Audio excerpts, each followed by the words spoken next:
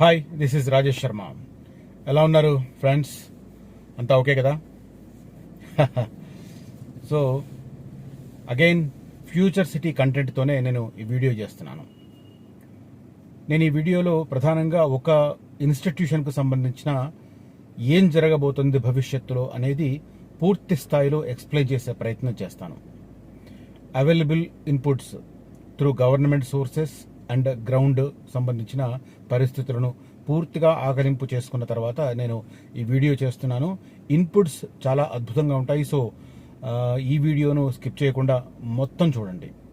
ఇక main content start చేసే ముందు ఫ్యూచర్ సిటీకి సంబంధించి ఇప్పుడు కొద్దిగా ఇంకా క్లారిటీతో క్లియర్ పిక్చర్ ఏ ఏరియాలకు కవర్ కాబోతుంది, స్టెప్ బై స్టెప్ అంతిమంగా వచ్చే 10-15 ఏళ్లలో ఫ్యూచర్ సిటీ ఎలా ఎక్స్పాండ్ కాబోతుంది అనే విషయంలో మనకు పూర్తి స్థాయి క్లారిటీ వస్తుంది.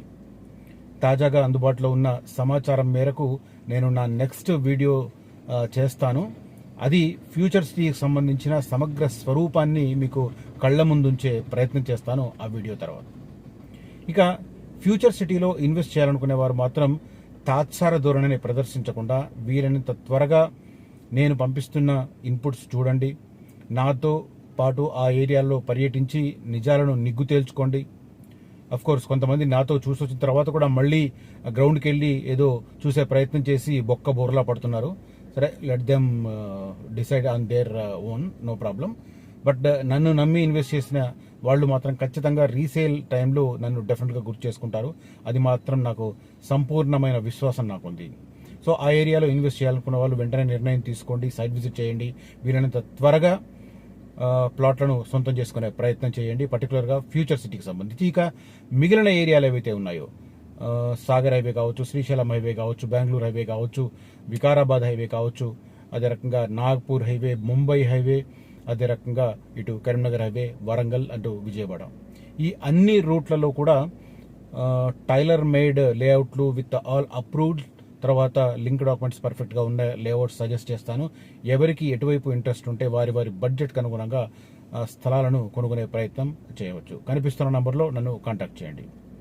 ఇక ఇవాల్టి వీడియో విషయానికి వస్తే, స్కిల్ యూనివర్సిటీకి సంబంధించి అసలు ఏం జరగబోతోంది, ప్రస్తుతం ఏముంది, భవిష్యత్తులో ఏం జరగబోతోంది, ఈ విషయంలో నేను పూర్తి స్థాయి క్లారిటీ ఇస్తాను ఈ వీడియోలో. ప్రధానంగా మనకు ఒక యూనివర్సిటీ ఏర్పాటు చేయాలంటే ఏదో ఆషామాషి వ్యవహారం కాదు. చాలా మంది చాలా తేలిగ్గా తీసుకుంటున్నారు.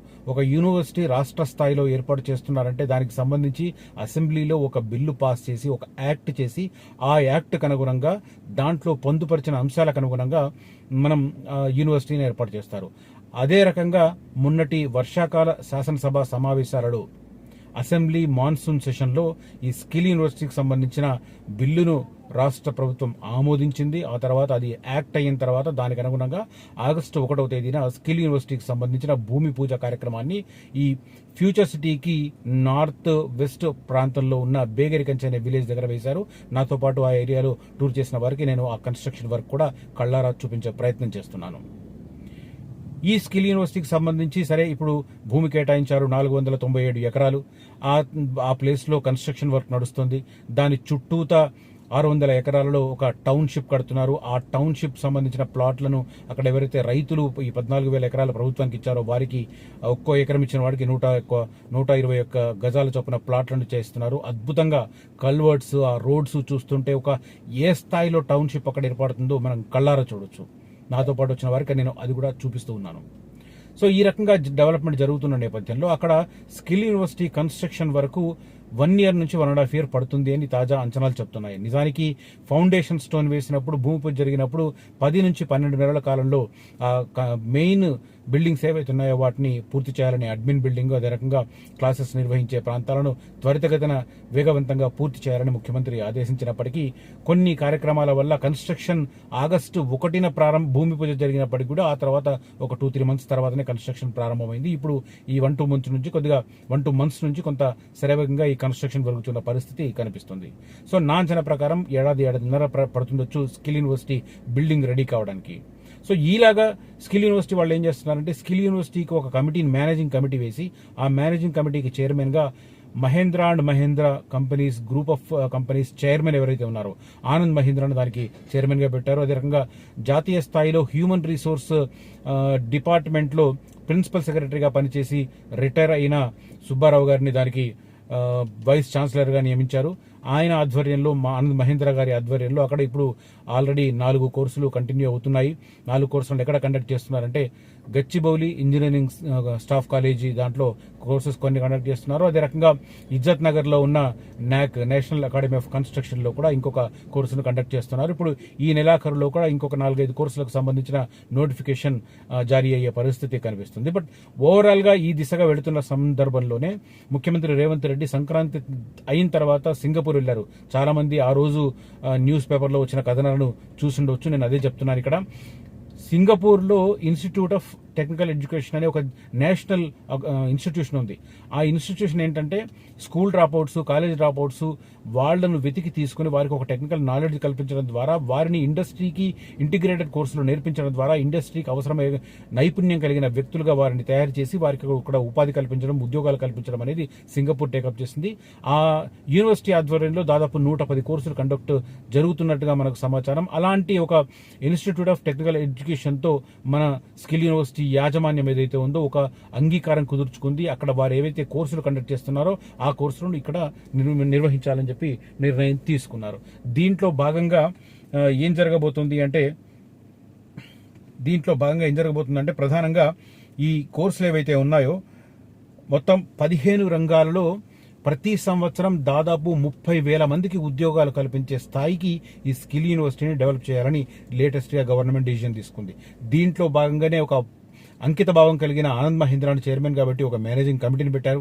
అదే రకంగా జాతీయ స్థాయిలో హ్యూమన్ రిసోర్స్ డిపార్ట్మెంట్లో సుదీర్ఘంగా పనిచేసిన అనుభవం ఉన్న సుబ్బారావు గారు దాన్ని వైస్ ఛాన్సలర్గా పెట్టారు. ఈ ఆధ్వర్యంలో ఇప్పుడు లేటెస్ట్గా సింగపూర్ ఇన్స్టిట్యూట్ ఆఫ్ టెక్నికల్ ఎడ్యుకేషన్తో టైఅప్ అయింది.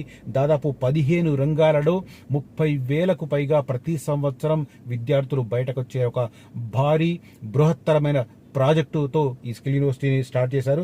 స్కిల్ యూనివర్సిటీ భారీ ప్రణాళిక Singapore ITE institute of technical education పాఠ్యాంశాలను ఇక్కడ తీసుకోబోతున్నారు.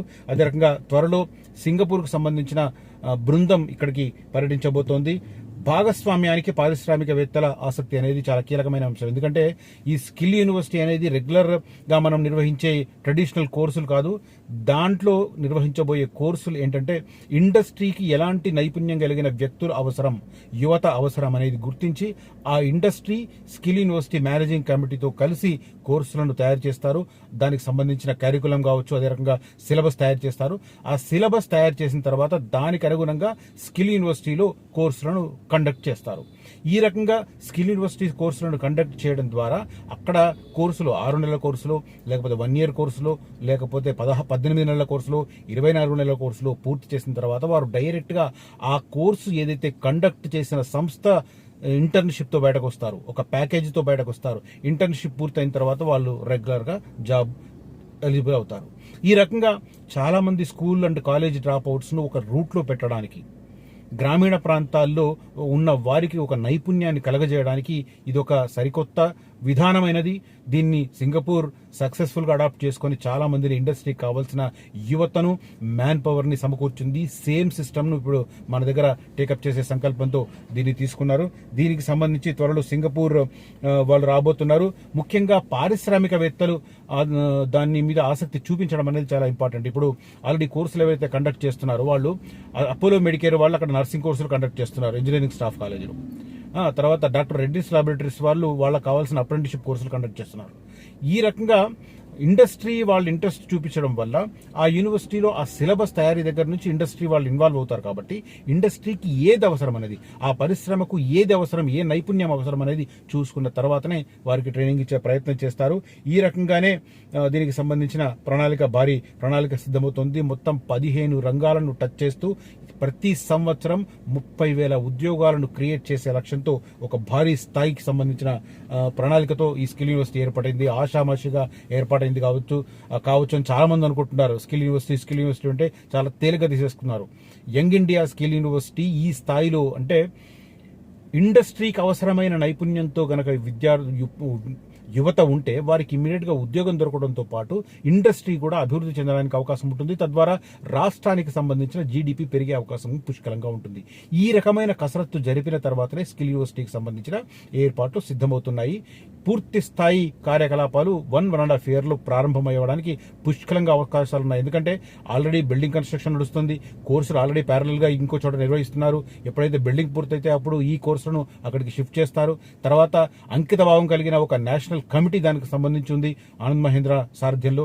అదే రకంగా అనుభవజ్ఞులైన అధ్యాపకులను పాలక మండలిని కూడా నియమించిన నేపథ్యంలో ఇది వెనుదిరిగి చూడకుండా ముందుకు వెళ్లే అవకాశాలే పుష్కలంగా కనిపిస్తున్నాయి. ఇది ఒక డిఫరెంట్ అట్మాస్ఫియర్ ని, అదే రకంగా ఇండస్ట్రీ ఎక్స్పాన్షన్ కి, అదే రకంగా ఉద్యోగాల కల్పనకు సంబంధించి కూడా భారీ స్కోప్ మనకు కళ్ళ ముందు నిట్టనిలువున కనిపిస్తున్న పరిస్థితి. సో ఇది నేను ఈ వీడియోలో చెప్పదలుచుకున్నాను. ఈ కంటెంట్ కనుక మీకు నచ్చితే ఈ వీడియోను లైక్ చేయండి, షేర్ చేయండి. దాంతోపాటు ఈ వీడియోలో నేను ప్రస్తావించిన అంశాలకు సంబంధించి కూడా ఎవరైనా నన్ను అప్డేట్ చేయాలనుకుంటే కూడా నన్ను ఖచ్చితంగా కాంటాక్ట్ చేయవచ్చు.